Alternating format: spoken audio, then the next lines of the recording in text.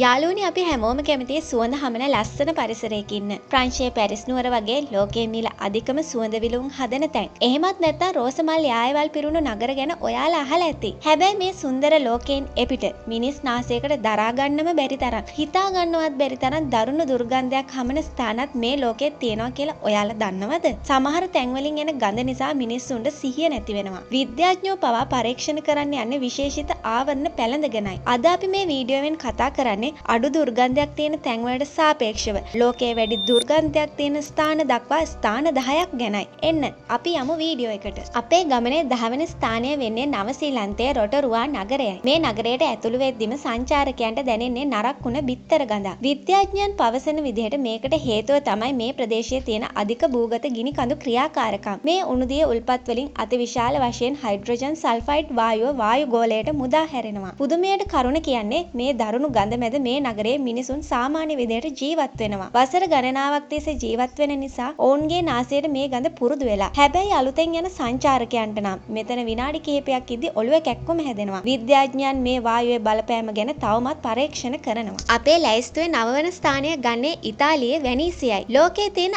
ආදරණීයම සහ ලස්සනම සංචාරක පුරවරයක් වන වෙනීසිය ගිම්හාන කාලයට හැරෙන්නේ වෙනස්ම පැත්තකටයි. මේ නගරයේ පාරවල් වෙනුවට තියෙන වතුර පිරුණ ඇල මාර්ගයි. නගරයේ පැරණි කාණු පද්ධති වලින් සහ සංචාරකයන්ගෙන් එකතු වන අපද්‍රව්‍ය කෙලින්ම යන්නේ මේ වතුරටයි. ගිම්හානයේ අධික රශ්මිය නිසා මේ වතුරේ තිබෙන මුහුදු දිය සෙවල සහ අපද්‍රව්‍ය ඉතා වේගයෙන් කුණු වෙන්න පටන් ගන්නවා. විද්‍යාඥයන් පෙන්වා දෙන්නේ මේ නරක් වීමේ ක්‍රියාවලිය නිසා මුළු නගරයම දරුණු කුණු කාණු ගඳකින් පිරී යන බවයි. මේ කාලයට එන සංචාරකයන් බොහෝ දෙනෙක් නගරයේ සුන්දරත්වය විඳිනවා වෙනුවට නාසය වසාගෙන ඉන්න සිද්ධ වෙනවා. අපේ ලැයිස්තුවේ 8 වන ස්ථානය ගන්නේ ඇමරිකාවේ ලොස් ඇන්ජලිස් නගර මැදයේ පිහිටි ලාබ්‍රයා කියන ස්වභාවික තාරවිල් එකතුවක්. වසර දහස් ගණනක ඉඳන් පොළව යටින් මතුවෙන මේ උණුසුම් තාර සහ ඇස්ෆල්ට් නිසා මුළු ප්‍රදේශය පුරාම හමන්නේ පුච්චපු රබර් සහ කුණු උණු පෙට්‍රෝලියම් වල දරා ගන්න බැරි තද ගඳක්. විද්‍යාඥයන් සහ පුරාවිද්‍යාඥයන් වසර ගණනාවක් තිස්සේ මේ විල් ආශ්‍රිතව පරීක්ෂණ කරනවා. මොකද මේ තාරවිල් ඇතුලේ ප්‍රාග් ඓතිහාසික යුගයේ ජීවත් වුණ සතුන්ගේ අස්ථි කොටස් මිලියන ගණනක්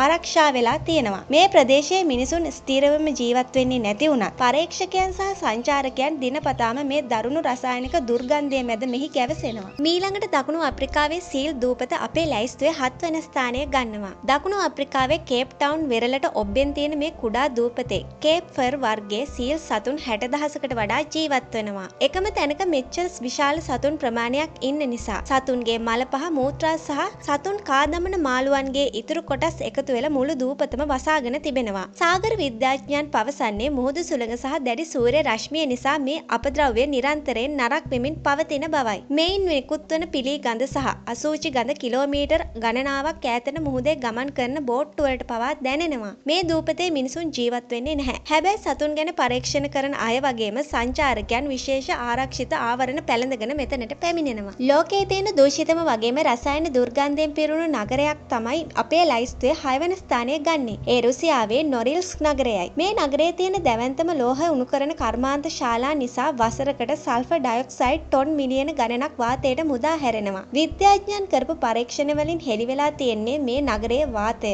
අම්ල සුවඳකින් සහ සල්ෆර් වලින් පිරීලා තියෙන බවයි. පුදුමයට කරුණ නම් මේ වගේ දරුණු විෂ සහ ගඳක් තියෙන පරිසරයක ලක්ෂයකට වඩා අධික ජනගහනයක් ජීවත් වීමයි. මෙහි ජීවත් වන මිනිසුන්ට ශ්වසන ආබාධ සහ විවිධ ලෙඩ රෝග වැළඳීමේ ප්‍රවණතාවය ඉතා වැඩි. සංචාරකයන්ට මේ නගරයට ඇතුළු වීමට පවා දැඩි සීමාවන් පනවා තිබෙනවා. යාළුවනි ලැයිස්තුවේ 10 වෙනි ස්ථානයේ ඉඳන් 6 වෙනි ස්ථානය වෙනකන් අපි කතා කරපු තැන් දිහා බැලුවහම ඔයාලට මොකද හිතෙන්නේ? මේ හැම ස්ථානයකින්ම අපට පැහැදිලිව පෙනෙන එක දෙයක් තියෙනවා. ඒ තමයි මේ ලෝකයේ දුර්ගන්ධය කියන දේ නිර්මාණය වෙන්නේ ස්වභාව දහමෙන්ම විතරක්ම නෙවෙයි. මිනිසුන් වෙන අපෙත් ලොකු දායකත්වයක් තියෙනවා කියන එක. හැබැයි යාළුවනේ මෙතෙක් වෙලා අපි කතා කරපු ස්ථාන පහට වඩා දැන් අපි කතා කරන්න යන ඉතිරි ස්ථාන පහ දුර්ගන්ධය අතින් සම්පූර්ණයෙන්ම වෙනස්. ලෑස්ති වෙන්න. අපි බලමු ඊළඟ ස්ථාන මොනවද කියලා. අපේ ලැයිස්තුවේ 5 වෙනි ස්ථානය ගන්නේ මැඩගස්කරයේ ඇන්ටනනාරිවෝ කුණු කසල කඳුයි. මැඩගස්කරයේ අගනුවර වන මෙහි තිබෙන ප්‍රධානම ප්‍රශ්නයක් තමයි විනිබත් කුණු කසල කළමනාකරණයක් නොමැතිකම.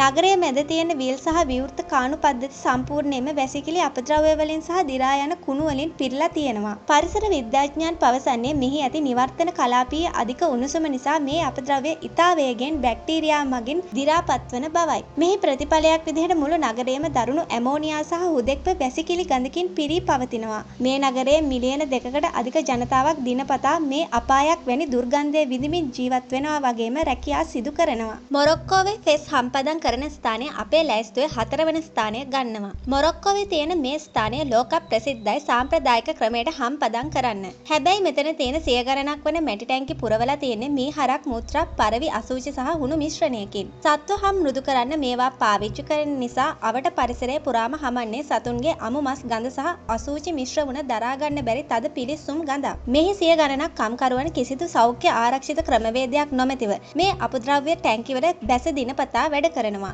විද්‍යාඥයන් පවසන්නේ මේ පරිසරය ඉතාම අන්තරාදායක බවයි.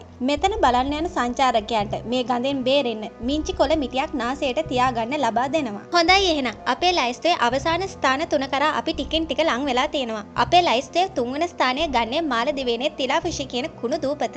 මාලදිවයිනේ කිව්වහම අපිට මතක් වෙන්නේ නිල් පාට ලස්සන මුහුද වුණත් එහි යන සංචාරකයන් සහ වැසියන් දිනපතා එකතු කරන කුණු යන්නේ තිලාෆිෂි කියන කෘතිම දූපතටයි. දිනකට කුණු ටොන් 100 ගණනක් මෙතනට ගෙනත් විවෘතව පුළුස්සා දමනවා. පරිසර විද්‍යාඥයන් මේ දූපත ගැන ලොකු කනස්සල්ලකින් පසු වෙනවා. මොකද ප්ලාස්ටික්, ඉලෙක්ට්‍රොනික අපද්‍රව්‍ය සහ රසායනික ද්‍රව්‍ය පිච්චෙද්දි පිටවන දූමිකාව සහ නරක් වන කසල ගඳ මුහුදු හුළඟත් එක්ක අවට තියෙන සංචාරක දූපත් වලට පවා ගසාගෙන යනවා. මේ දූපතේ සාමාන්‍ය වැසියන් ජීවත් වෙන්නේ නැහැ. හැබැයි කුණු වර්ගකරන සහ ඒවා පුළුස්සන විදේශීය කම්කරුවන් 100 ගණනක් මේ දරුණු විෂදුම සහ ගඳ මැද ජීවිතය පරදුවට තබා වැඩ කරනවා. අපේ ලැයිස්තුවේ දෙවන ස්ථානයේ හිමිවන්නේ ඉන්දුනීසියාවේ සුකරාමේ ප්‍රදේශයටයි. මේ ප්‍රදේශය පුරාම තියෙන්නේ මුහුදු ආහාර සහ මාළු සකස් කරන සත්ත්ව කොටස් වේලන කුඩා කර්මාන්තශාලා. මේවායින් ඉවතලන සියලුම අපද්‍රව්‍ය බැහැර කරන්නේ අවට තියෙන ගංගාවලට සහ විවෘත බිම් වලටයි. නිවර්තන කලාපීය අධික ආර්ද්‍රතාවය සහ උෂ්ණත්වය නිසා මේ මාළු සහ සත්ත්ව කොටස් කුණු වී මුළු ප්‍රදේශයේම වසර පුරාම අධික පිලි ගඳකින් සහ කුණු උණු මස් ගඳකින් පිරීලා පවතින්නේ. ජීව විද්‍යාඥයන් පවසන්නේ මෙහි ඇති බැක්ටීරියා ගහණය ඉතා ඉහළ මට්ටමක පවතින බවයි. මේ දරුණු දුර්ගන්ධය මැද වුණත් දහස් ගණනක් ධීවර කාර්මිකයන් සහ ඔවුන්ගේ පවුල් මේ අවට ගම්මානවල අදටත් ජීවත් වනවා. හොඳයි එහෙනම් දැන් අපි කතා කරන්න යන්නේ අපේ ලයිස්තුවේ අවසාන ස්ථානය නැත්නම් පළමු ස්ථානය ගැනයි. ලෝකයේ දරුණුතම සහ අංක 1 දුර්ගන්ධය තියෙන ස්ථානයක් ලෙස සැලකෙන ඇමරිකාවේ කැලිෆෝනියාවේ තියෙන ඩෙත් වැලි නැත්නම් මරණයේ නිම්නය කාන්තාරයේ පිහිටි සෝල්ට් ක්‍රික් ප්‍රදේශය ගැනයි අපි කතා කරන්නේ. මෙහි ගිම්හාන කාලයට උෂ්ණත්වය සෙල්සියස් අංශක 50 ඉක්මවා යනවා. ඒත් එක්කම මෙහි ඇති ජල පහරවල් වේගයෙන් සිඳී යනවා. මේ අවස්ථාවේදී එහි ඉන්න පප්ෆිෂ් කියන මිලියන ගණනක් වන කුඩා මසුන් සහ දියසෙවල එකවර මැරී පොළව මත තැම්බෙන්න පටන් ගන්නවා. අධික උෂ්ණත්වය නිසා මේ මස් කුණු වීම කෙතරම් වේගවත්ද කියනවා නම් ඒ අවටින් පිටවන ගඳ නිසා මිනිසුන්ට වමනය සහ කලන්තය පවා ඇති වෙනවා. විද්‍යාඥයන් පවා මෙහි පරීක්ෂණ වලට යන්නේ විශේෂ හුස්ම ගන්න උපකරණ පැළඳගෙනයි. මෙහි මිනිසුන් ජීවත් වෙන්නේ නැහැ. සංචාරකයන්ට පවා මේ කාලයට මෙහි යාම සපුරා තහනම්. ඉතින් මේ ස්ථාන 10න් ඔයාලව වඩාත්ම පුදුමයට පත් කරපු ස්ථානය මොකක්ද කියලාත් ඒ වගේම ඔයාලා ඉස්සරහට මේ වගේ දැනුම එකතු කරගන්න දැනගන්න කැමති මොන වගේ දේවල් ගැනද කියලාත් පල්ලෙහෙන් කමෙන්ට් කරන්න අමතක කරන්න එපා. වීඩියෝ එකට ලයික් එකක් දාලා ඔයාගේ යාළුවන්ටත් බලන්න ෂෙයා කරන්න. මේ වගේම වටිනා දැනුම පිරුණු තවත් ලස්සන වීඩියෝ එකකින් ඉක්මනටම හමු වෙමු. ඒ වෙනකල් ලොව TV subscribe කරලා දිගටම අපිත් එක්ක එකතු වෙලා ඉන්න අමතක කරන්න එපා. ගිහින් එන්නම්. ඔබට ජය වේවා.